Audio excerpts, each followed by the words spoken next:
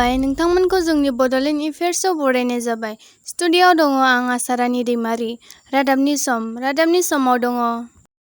North करियाया AstraZeneca भेक्सिनखौ reject खालामदों। खौरांआव फोसावनाय बादिब्ला साइड इफेक्टनि थाखाय खालामदों होनना मिथिनो मोन्दों। केरलाव आरोबाव सा 13 सुबुंनि देहायाव जिका भाइरास मोनदों। मख'नो गोनांदि सेथि खेब सासे 24 बैसोनि प्रेगनेन्ट हिनजाव मानसिनाव थांनाय बृहस्पतिबाराव बे बेरामखौ मोननो हादोंमोन।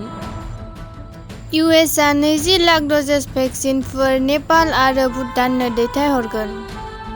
15 लाख जनसन एन्ड जनसनखौ नेपालनि थाखाय आरो 5 लाख डजेस मडार्नानि भेक्सिनखौ भुटान हादरनो हरगोन।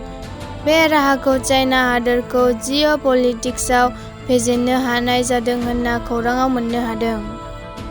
भारत हादराव गासै 42,766 गोदान कभिड-19 केसफोर मोननो हादों आरो बिनिनो सा 1,200 साया जिउ खोमानाङो आरो 45,254 सा रिकभार जायो।